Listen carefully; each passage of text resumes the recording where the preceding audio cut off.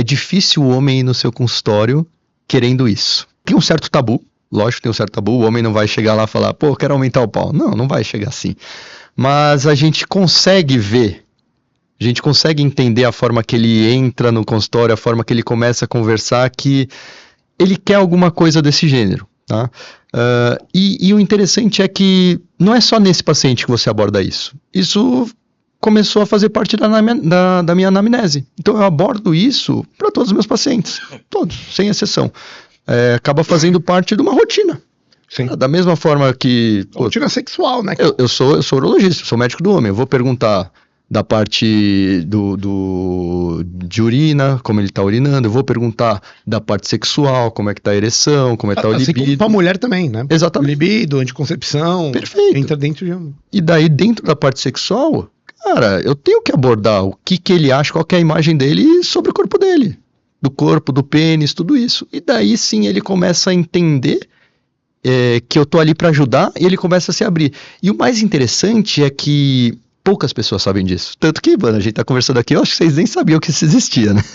Não, assim, eu sabia porque você te conhece. Eu sabia, inclusive me chamou a atenção quando eu falei, caramba, legal essa parada aí, entendeu? Não que eu precise, gente, não é isso que eu tô falando. Mas legal esse negócio, cara. Eu sabia porque eu tava procurando, tá? Amizade aqui, velho. Não fode não, caralho. Não, mas é isso mesmo.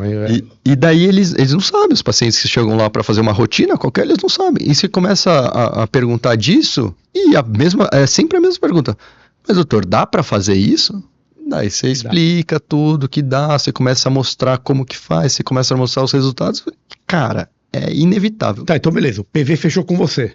Vou lá amanhã, Ana, como é que vai ser no dia lá? O tipo, PV, dói, qual que é o rolê? Amanhã a agenda tá cheia, cara, desculpa, mas vamos lá, cara, é muito legal isso. Tenho vários vídeos falando isso na internet, que é um procedimento sem cortes, feito no consultório, completamente indolor. Cara, isso eu consigo explicar da parte anatômica pra você entender, mas é completamente indolor. E o melhor de tudo, cara, que os caras mais gostam é ver o resultado imediato. Cara, você sai ali, você levanta ali da cadeira já com 60%, 70% do resultado final. Então os caras ficam malucos. Porque, cara, querendo ou não, a gente é imediatista, né? Quanto tempo demora? 15 minutos. 15 minutinhos. 15 minutos. A conversa antes é um pouco mais longa. O procedimento, 15 minutos. Caralho, velho. 15 minutos. 15 minutos de procedimento, sem dor. Baixas complicações? Complicação, cara, muito baixa. O que pode ter? O ácido hialurônico é um, cara, polissacarídeo. Não vem ao caso eu entrar nesses detalhes. Mas ele já é um componente do nosso corpo, cara. 50% da nossa derme tem ácido hialurônico. Cara, 15 gramas do nosso corpo inteiro é ácido hialurônico. Então é um componente do nosso corpo. Então uma chance de rejeição é muito baixa. Cara, se considerar uma pessoa saudável, normal, cara, praticamente zero. Agora, pessoas que têm uma doença autoimune, lúpus ou alguma coisa, a gente tem que fazer um teste um pouco mais específico. Da vasculopatia, né? Isso, perfeito. A gente tem que fazer algo um pouco mais específico. Mas a chance é mínima de alguma complicação de rejeição, tá? Mas aí a gente entra nas complicações como hematoma, que eu já falei. Sim, sim. E, querendo ou não, na pele tem alguns vasinhos que vai ficar sangrando, babando, mas nada demais. Reabsorve em uma semana, não interfere em nada no resultado final. Da porra, né? Não dá nada. Infecção, que isso aí dá um frio na espinha, mas, cara, é um procedimento totalmente estéril que faço, asepsia, tudo abro na hora para evitar ao máximo, deixo ali uma profilaxia depois, porque, cara, a gente tem... Para não correr o risco. A gente tem medo. Quem tem, né? E irregularidades. Existe sim a chance de formar alguns nódulos, algumas outras imperfeições, tá? Que isso depende muito da anatomia do pênis do paciente, da qualidade de pele, elasticidade de pele, se tem já alguma alteração ali, como uma fimose ou alguma inflamação, uma balenite, tudo isso que vai interferir na elasticidade da pele. Mas a parte boa, como eu falei, cara, se tiver alguma dessas irregularidades, alguma dessas deformidades, é possível tratar. A gente consegue arrumar ou a gente consegue até mesmo tirar. Perfeito. Tá? Então, assim, não tem o que falar, é muito bom. Uma coisa que eu tá pensando é expectativa do paciente e a possibilidade do que você pode fazer. Legal. Né? Porque, cara, às vezes o cara fala, meu, não, vou sair daqui com a Kid Bengala. com a jeba do Kid Bengala e tipo... E aí, às vezes você faz um negócio e fala, cara, não, mas não era isso que eu queria. Como existe alguma ideia de acompanhamento psicológico, de você, até pra, né? Legal, lógico. Porque assim, é uma relação que o cara tem que, às vezes o cara deve ter tem um pipiu grandão e ele acha que não é. Pequeno. Ele acha que é pequeno. E tem gente. E como que... Cara, E o trabalho, e como que você comunica isso, né? eu falei, né, pra você, o procedimento demora 15 minutos, mas o antes demora bastante, tá? Ali a consulta, tudo demora bastante, porque você, de fato, tem que entender o que o paciente quer, entender se é algo que é plausível, executável, tá? Tem que alinhar expectativas. Sim. Tá? Uma coisa é você falar, outra coisa é você comunicar. Às vezes está falando, o paciente não está entendendo nada. Ouviu nada. Exatamente. Outra coisa é você fazer ele entender. Tá? E isso é importantíssimo aí, porque estética a gente trabalha com expectativa e quando você não atende a expectativa, o cara vai ficar puto. Tá? E tem muita gente que tem esse dismorfismo aí. Tá? Eu nem sei falar a palavra direito. Não, sim, é um dismorfismo mesmo.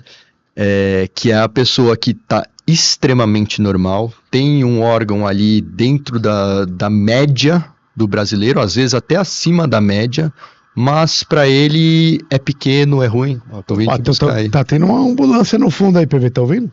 Já chegaram pra socorrer o Regis. Isso aí não, tô falando assim, ó, pra botar você na maca, meu velho. Mas isso é uma pergunta também que eu queria fazer, é o seguinte, você indica esse procedimento, além da questão estética, que é o principal, talvez, fator que a pessoa vai te buscar, e a questão da segurança. Estética e funcional, né? Tem uma questão de que você indica, por exemplo, até tantos centímetros. Tem uma régua que você passa? Tipo isso, entendeu? Porque às vezes a gente tá preocupado e nem precisa, entendeu? Não, vamos lá. Esse procedimento ele já existe faz muito tempo, como eu falei, e ele tinha uma indicação clara para micropênis. Então, o que seria um micropênis em tamanho, por exemplo? Olha pra baixo, né, meu rei? Cara, o micropênis, eu vou ser muito sincero com você, cara. Quando que eu me formei? Nos anos de residência até hoje... Foi meu calor isso aí, hein? Não, cara, quando eu entrei você já tinha saído. Mas assim é calor. Eu sou calouro, sempre serei. Eu falar que eu sou velho, né? Sempre serei. Falar que eu tenho um pinto pequeno, e você agora tá falando que eu sou velho, eu tô fudido mesmo. Eu nunca vi um micropênis, cara, mas na literatura fala que é um pênis abaixo de 8 centímetros no estado ereto. Tá. Então tô de boa, então. Tá? Então ele tem essa indicação, esse procedimento tinha essa indicação para micropênis, tá? Mas, cara, aqui a gente não tá falando em funcional, tá? A gente tá falando em estética, então não tem. Não tem limite. É muito da percepção individual de cada um. Exatamente. E da onde o que você consegue preencher. Exatamente. Dessa expectativa. Por isso que precisa. Cara, a pergunta. Preencher foi uma palavra boa. Gostei. O que eu mais recebo de pergunta, cara, são duas, né? A pessoa querendo ver o antes e depois, beleza, entendo, lógico, porque é algo novo, gera curiosidade, as pessoas querem entender. E outro, preço. Quanto que custa? Cara, não dá pra eu te falar quanto que custa, porque cada um tem um pênis diferente, um tamanho diferente, tem uma expectativa diferente, quer uma coisa diferente. Então, não tem um protocolo, não tem uma fórmula ali de bolo, não tem isso cabe para todo mundo. Não, então precisa de uma avaliação para a gente ver tudo isso. Qual que você acha que é o limite ético? Porque assim... Eu te respondo com outra pergunta. Uhum. Qual que é o limite ético para uma pessoa por uma prótese de silicone? Então, mas essa é a mesma pergunta, né? Porque às vezes você olha e você fala, cara... a mulher botou, sei lá, 400 ml de... Aí você olha e fala, isso aqui não faz sentido, velho. Isso aqui parece mais... Passa da questão de você perceber você melhor. Exato. Né? Exato. Então, é por isso que eu falo, você tem uma ideia de tipo, não, calma aí, velho, isso aqui tá exagerado. Qual que é o limite ético? É isso que eu pergunto. Isso você vai sentindo junto ao paciente. Você vê que quando ele nunca tá satisfeito, você fala, calma aí.